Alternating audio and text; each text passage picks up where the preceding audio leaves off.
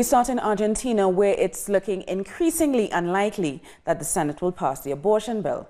We have live pictures of the debate in the upper house. 39 senators have already said they will vote against the bill, while 31 say they will support it. If this bill is passed, Argentina will join Cuba, Uruguay and Mexico City as the only places in Latin America where the right to choose is legally recognized. If it is rejected, campaigners will have to wait one more year before a new bill can be discussed again in both houses. Women across the world still face inequality simply for being women.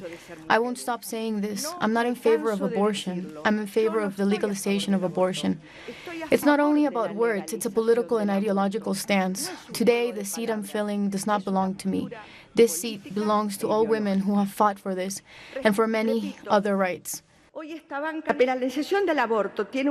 criminalization of abortion has a differentiation in poor and young women. Middle and upper class women have abortions and they are having illegal and secret abortions. We all know it. We can't be hypocrites about this. Abortions exist, and if one has money, one is able to pay for one. The problem here is the women that can't do it. When poor women suffer an abortion, they pay for it with their lives. And activists are gathering outside the Argentine Congress to follow the vote. Hundreds of women are already protesting in favor of the abortion bill. Wearing the color green, they insist on highlighting the plight of poor women in Argentina who are unable to access safe abortions. It is estimated that around 500,000 illegal abortions are performed in Argentina every year. Currently, abortion is allowed in Argentina in only 3 cases: rape, a threat to the mother's life, or if the fetus is disabled. There will be 2 million of us in the streets, so we can demand that senators pass this law. We believe it's possible. It's not impossible. It depends on our mobilization and our fight to keep doing what we have been doing until now. Women, youth in general, have to join this fight because the fight will continue beyond what happens today, and we are going for much more. And earlier we spoke with the Argentinian journalist Aldana Valles from Economía Feminista. She warned that if senators vote against the bill, women in the country will be well aware of their lack of support, and they could pay the price in next year's legislative elections. If the Senate doesn't pass this bill, we have to wait for a year until we can present again a bill to legalize abortion. But the thing is that now we are going to be aware of what senators and, well, all the people that is going to represent us in the Congress, what they actually think of the feminist agenda, and we're going to be demanding that they respect that feminist agenda and they vote for bills that can guarantee our rights in the Congress. From Buenos Aires, our correspondent Sabrina Roth has the latest.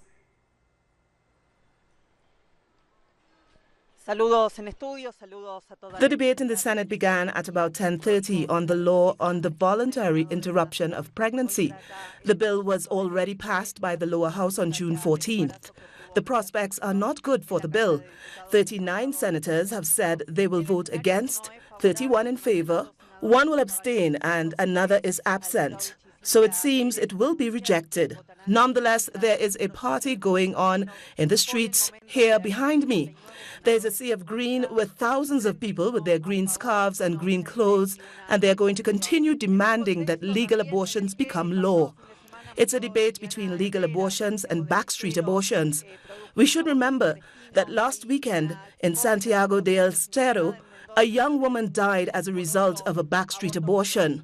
There is another 22-year-old in hospital in Mendoza, Aslo, after having a backstreet abortion. When the health minister spoke here in the Senate, he said there are about 350,000 abortions every year in Argentina. In 2016, 31 women died after having backstreet abortions, and it's thought another 7 may have died because they are illegal. There are no official figures, but those were the numbers given by the minister. When the first criminal code was adopted in 1886, All the members of Congress were men. Women had neither the vote nor any right to speak, and that code made abortion a crime. In 1921, abortion became allowed in certain circumstances, which is still the situation today. For example, in cases of rape, and that's why women are demanding that they be listened to and their right to decide over their bodies be respected. That is why, even if the bill is rejected, this party will continue to demand women's rights.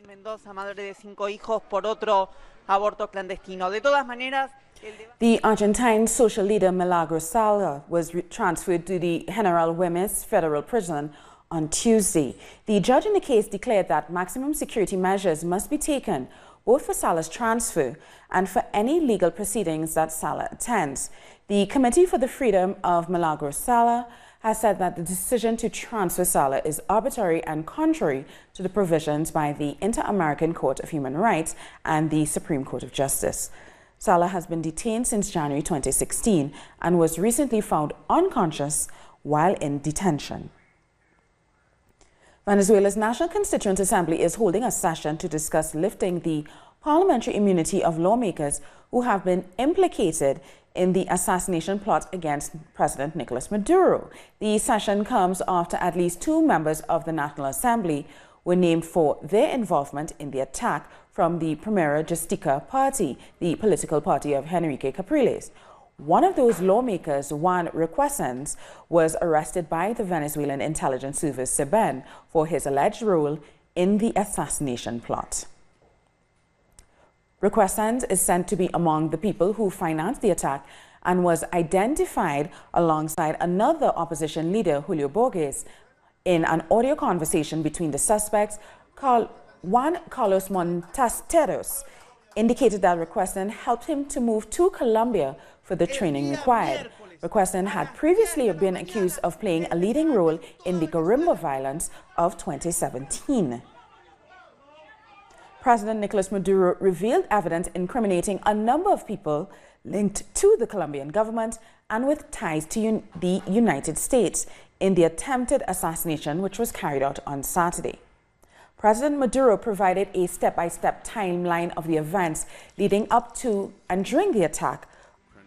Of the two drones used, one was operated from the 10th floor of a nearby building by a group which was trained in the Colombian town of Chinocota in the province of Santander.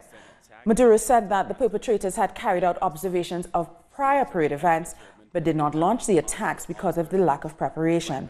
He said both drones were disoriented by electronic blocking devices. Maduro also disclosed the identities of the individuals who carried out the attack and the identities of those who are still wanted abroad. The list include Juan Carlos Montasteros, who recruited 11 others, all of whom had participated in the 2014 and the 2017 guerrilla violence. Maduro also named masterminds behind the attack, Raider Alexander Russo Marquez, who resides in Colombia, and Osman Delgado Taboski, a financier who lives in Miami. Both were involved in the attack on Fort Paramacay last year. The Venezuelan president said he will ask the governments of the United States and Colombia to extradite those involved, and he instructed his foreign minister, Jorge Arias, to hand over to the U.S. and Colombian authorities all the necessary documentation for the request. With the Colombian state, actually. But I would also like to request the extradition immediately of the manager, the political manager, and the main financer of this terrorist group, Osman Alexis Delgado Taboski, who lives in Florida. Know him, international community, see his face, Delgado Taboski. He personally directed through communication radial systems, as I'm going to show you, directed the terrorist attack. But also, he financed and participated in the attack against the Paramacay fort. President Maduro shared video testimony of one of the people directly involved in carrying out the plot against him. In his testimony, Juan Carlos Monastero detailed his movement between Venezuela and Colombia as they prepared for the attack. Then we agreed how to work with the drones, and then there was the person that was in charge to pass them to Venezuela. The idea was passing them through Venezuela, taking them through plane to the Caracas airport. Then I came here on land, and we arrived here on July 3. July 3. We were waiting for the drones to arrive. They should have arrived on July 4. However, there were some issues in the airport, and then they were brought back. Then this operation was reorchestrated for August 4th. We'll take a short break now, but join us again after this look at what our multimedia colleagues are reporting.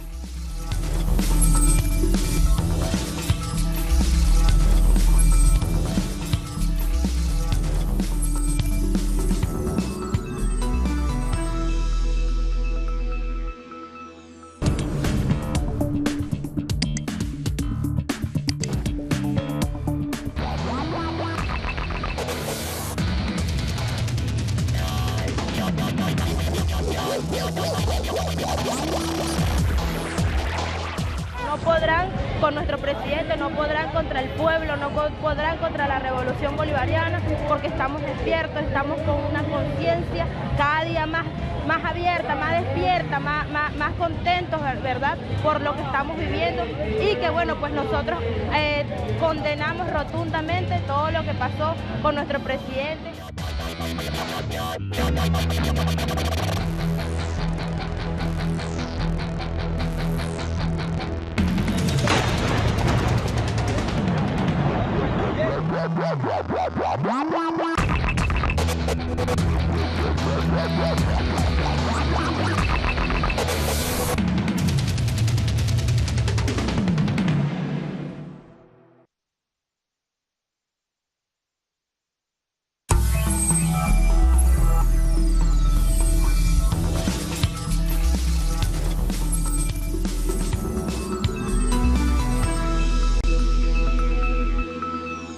Welcome back. Hours before President Maduro made his accusations against Colombian authorities, Iván Duque was sworn in as the new president of Colombia in the midst of an almost biblical thunderstorm at Bolivar Square in Bogota.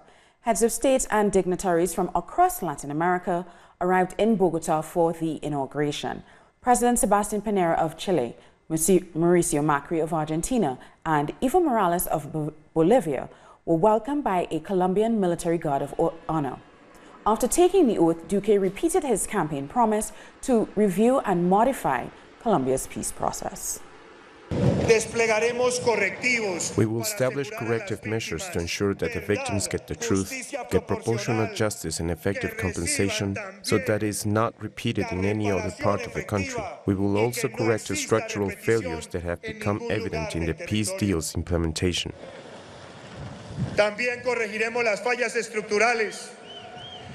Durante los primeros 30 días. During the first 30 days of our government, we will carry out a detailed, judicious, prudent, responsible, and analytical evaluation of what has been done in the last 17 months of talks with the ELN that the outgoing government has advanced. Large opposition protests took place from early in the day against the presidency of Duque, who's backed by the former president Álvaro Uribe and is seen as representing the far right. The protesters say they fear that democracy is at risk under the new president.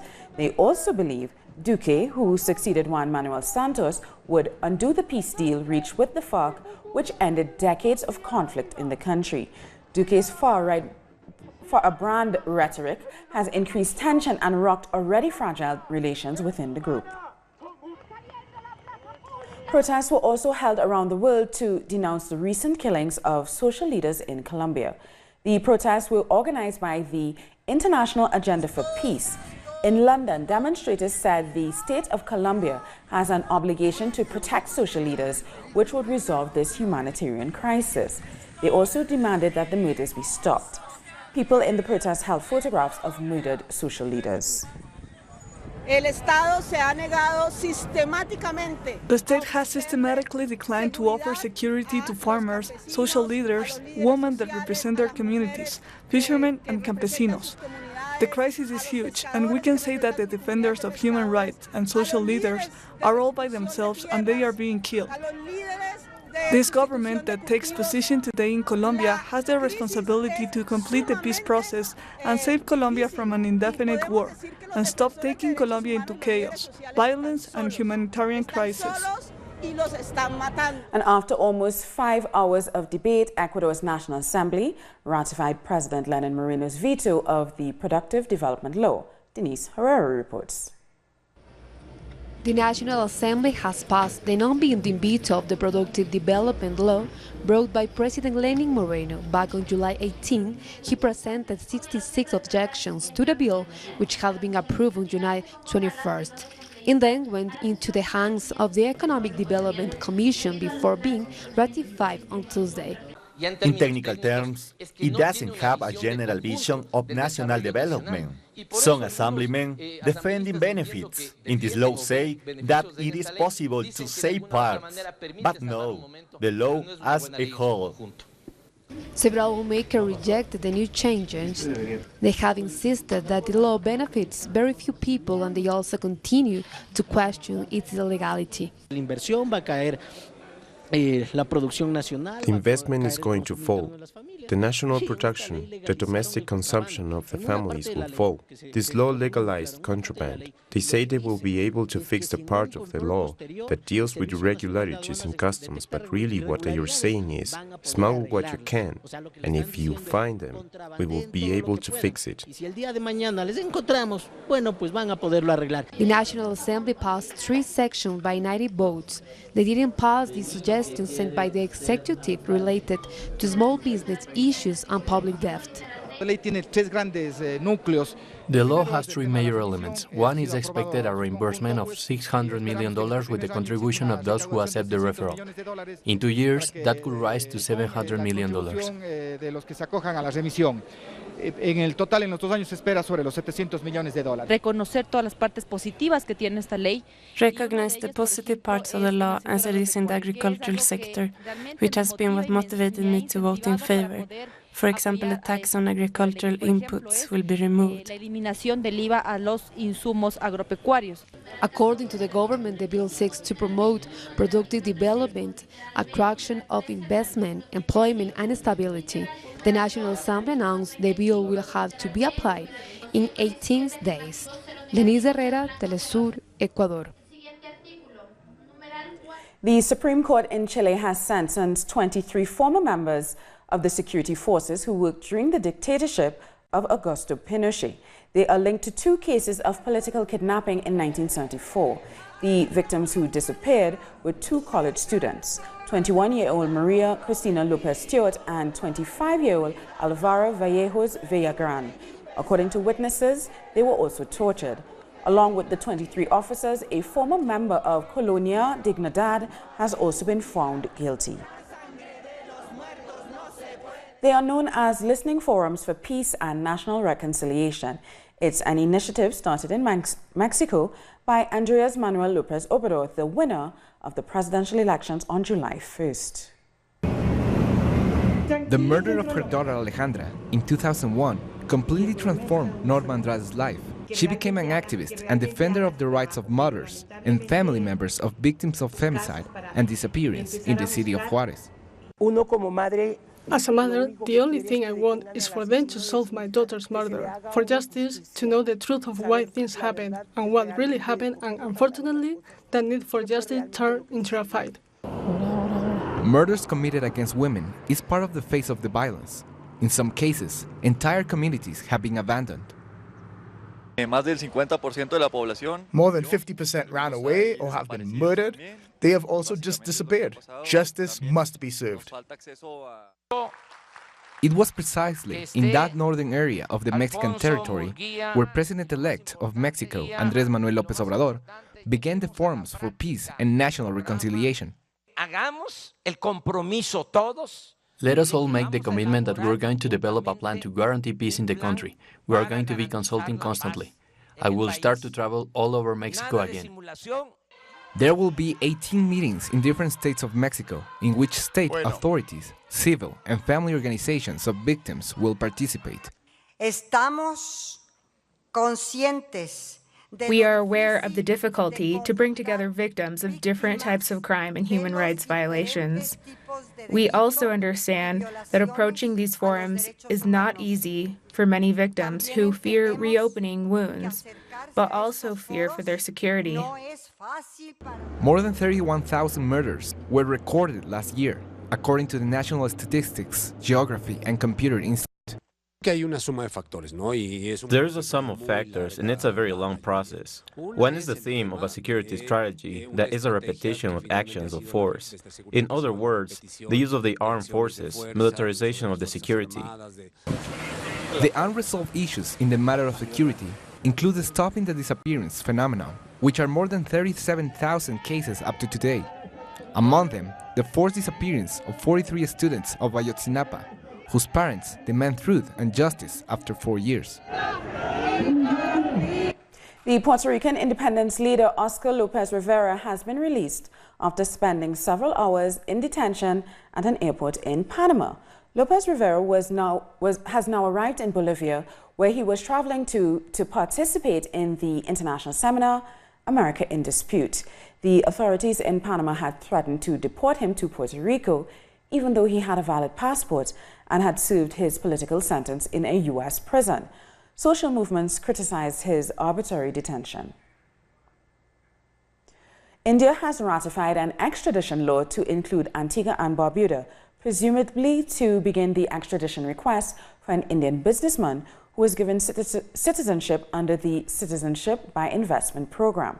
India says they're taking every step to bring the billionaire Mehul Choksi to trial there over $1 billion fraud allegation.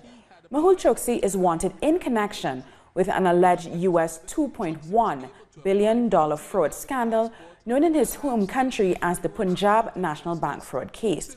The Antiguan government insists everything was above board when Choksi applied for citizenship. And Barbados' Prime Minister Mia Mottley has sought to clear the air on the relocation of Ross University School of Medicine to Barbados. Mottley says it has never been a case of poaching or enticing anyone away from Dominica. She explains that her administration was first approached on the relocation of Dominica's Ross University of Medicine on May 31st. Just 1 week after the general elections. She says the government of Barbados acted above board and she hopes to maintain good relations between the two countries. Ross University pulled out of Dominica suddenly last week after 40 years, citing damage following Hurricane Maria in 2017. Quite amazed and a bit disappointed that some Barbadians and others across the region appear duped by the attempt by a few who have sought to create discord and confusion over the decision of Adtalem Global Education to locate one of its institutions, Ross University School of Medicine, to Barbados. This is not and has never been a case of poaching or enticing anyone away from Dominica. It is official. Jean-Henri Seyon has been sworn in as the new Prime Minister of Haiti. President Jovenel Moïse said the new PM was one of the few with the conviction to serve for the betterment of Haiti. Moïse revealed his choice on Monday following 2 days of intense negotiations with leaders of both houses of parliament. He replaces Jacques-Guy Lefontaine, who resigned after he was blamed for the poor rollout of the fuel price hikes which caused riots in the capital.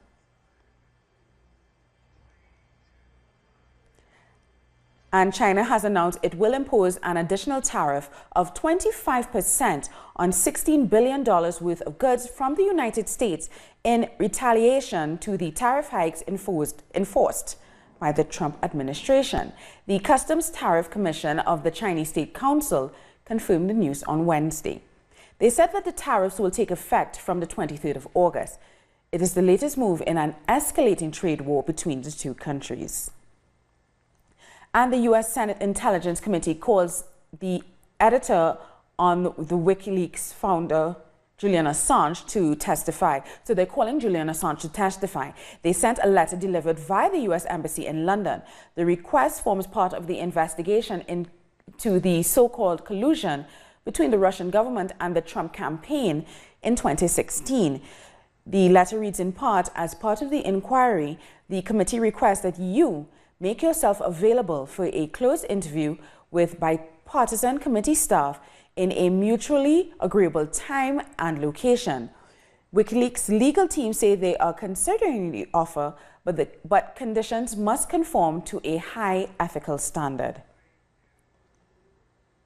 A senior politician in Zimbabwe, Tendai Biti of the MDC Alliance, has been released following his arrest as he tried to flee to Zambia to claim asylum.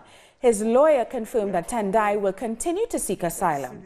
After last week's presidential elections, which saw the victory of the incumbent, Emmerson Mnangagwa, the MDC declared the elections to be illegitimate.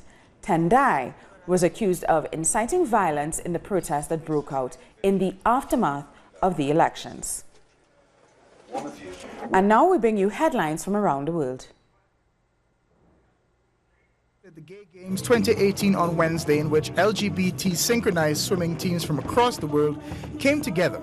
Synchronized swimming is one of the most popular sports at the Gay Games, as participants find it to be a great form to express themselves and show solidarity with the gay community. Kenya's 400-meter hurdles world champion Nicholas Bett has died in a car accident at the age of 28. Following his return from the African Championship in Nigeria on Tuesday, Bett's car skidded and rolled into a ditch in the Nandi County on Wednesday.